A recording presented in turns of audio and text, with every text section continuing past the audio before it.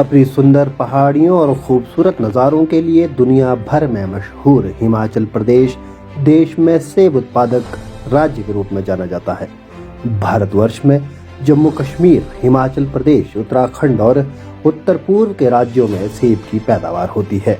इसमें सबसे अधिक सेब केंद्र शासित राज्य जम्मू कश्मीर में उगाया जाता है, तो वहीं सेब उत्पादक राज्य के रूप में पहचान बनाने वाले हिमाचल दूसरे नंबर पर आता है और देश भर के सेब उत्पादन में 22 से 27% का हिस्सा रखता है। प्रदेश में सेब का इतिहास बेहद पुराना है और ब्रिटिश काल से जुड़ा हुआ है। डॉक्टर सैमुअल वॉटसन स्टोक्स, जो बाद में सत्यानंद स्टोक्स हो गए, प्रदेश में सेब बागवानी की नींव रखने वाले शख्स थे। सत्यानंद स्टोक्स ने तब हिमाचल में सीडलिंग रूट स्टॉक पर डिलीशियस वैरायटी के साथ सेब की बागवानी की शुरुआत की। मगर समय बदल रहा है और मौसम अब पहले जैसा नहीं रहा। जहां ग्लोबल वार्मिंग ने पर्यावरण को बदल कर रख दिया है, तो वहीं इसने सेब जैसी बागवानी पर भी गहरा असर डाला है और ठंडे मौसम को पसंद करने वाले सेब की खेती की राह में चुनौतियां बढ़ा दी है। देश में कुछ दशकों पहले दाने दाने को जूझता किसान आज काफी हद तक खुशहाल है। भारत दुनिया भर में भूखों की भूख मिटा रहा है और शीर्ष फूड सप्लायर देशों की सूची में शामिल है और इसके पीछे सबसे बड़ा कारण रहा हरित क्रांति, जिसने भारत की कृषि व्यवस्था में सब कुछ बदल कर रख दिया। आज वही आवश्यकता बागवानी के क्षेत्र में भी नजर आती है। वैज्ञानिक तरीके, उन्नत तकनीक और उत्तम किस्मों के प्रयोग से बागवानी की दिशा में भी नई हरित क्रांति की आवश्यकता है। दुनिया आधुनिकता की ओर बढ़ रही है और समय है कि बागवानी को भी आधुनिक किया जाए। और बात सेब बागवानी की हो तो नजर जाती है सघन खेती की ओर। सघन खेती न केवल एक विकल्प है बल्कि समय की मांग भी है। उन्नत किस्मों के प्रयोग और सघन खेती ने न केवल बागवानी को एक नई दिशा दी है बल्कि बागवानी को व्यवसाय के रूप में भी पहचान दिलाई है।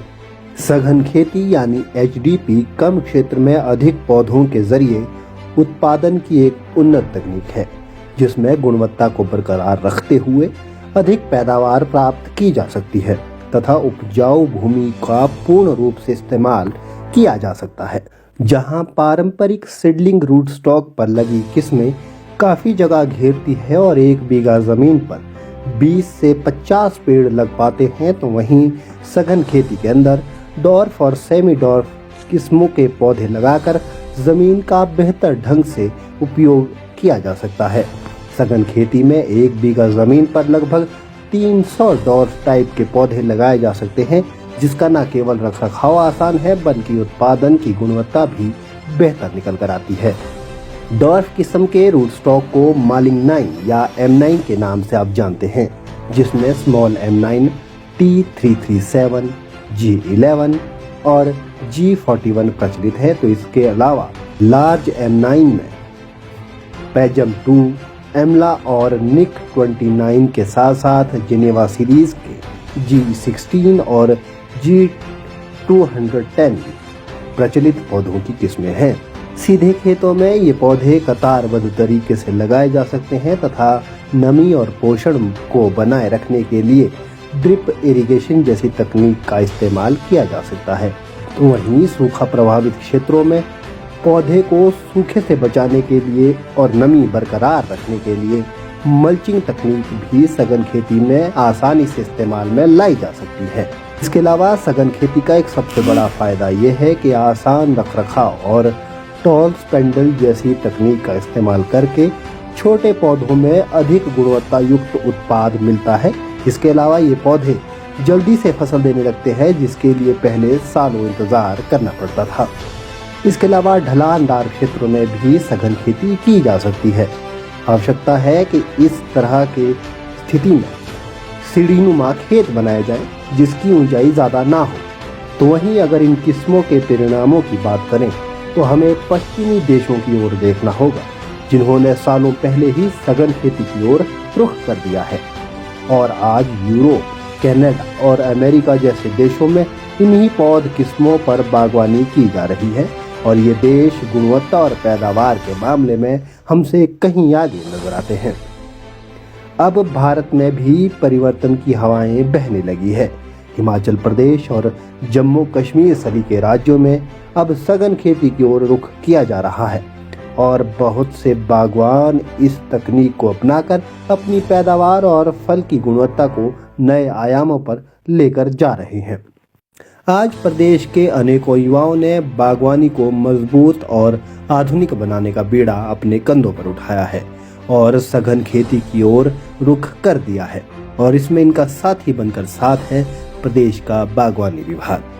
शिमला के ऊपरी क्षेत्रों को खाई, जुब्बल और आपके अपने रोहडू में आज युवा और जागरूक बागवान सघन खेती की ओर बढ़ चले हैं और उन्नत और उत्तम किस्मों के पौधे लगाकर गुणवत्ता युक्त फलों का उत्पादन संभव बना रहे हैं, जो विदेशों से आने वाले सेब को टक्कर देने में सक्षम है, जिसके आगे प्रदेश का पारंपरिक सेब कभी घुटने टेक जाता था।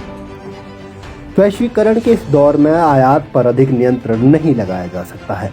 ऐसे में प्रदेश के सेब को बेहतर करना ही विकल्प रह जाता है और हिमाचल का बागवान भी न केवल विश्व के सबसे बड़े बाजार भारत में अपने आप को स्थापित कर सके, बल्कि एक्सपोर्ट क्वालिटी का फ्रूट भी तैयार करने में सक्षम हो सके। और इसमें बागवानों का साथ देने के लिए प्रदेश का बागवानी विभाग भी कंधे से कंधा मिलाकर खड़ा है।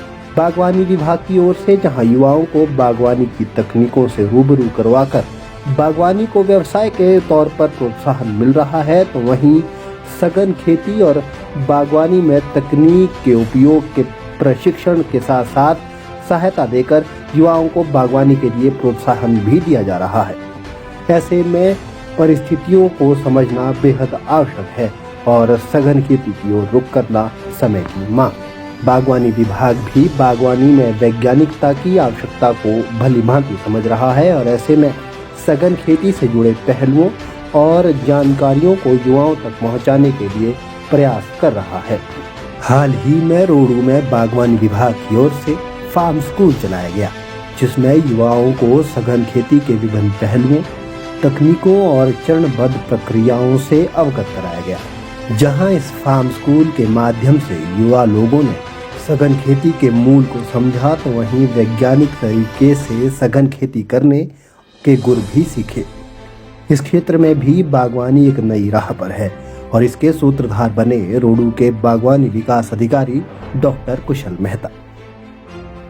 डॉक्टर कुशल मेहता पिछले लंबे समय से बागवानी में क्रांति लाने की दिशा में काम कर रहे हैं और इसमें इनके साथी बने क्षेत्र के वो युवा और जागरूक बागवान, जिन्होंने समय की मांग को समझते हुए आधुनिक और सघन खेती की ओर अपना रुख कर दिया और न केवल खुद को स्थापित किया, बल्कि बागवानी क्षेत्र में भी नई हरित क्रांति लाने वाले सूत्रधार बन रहे हैं।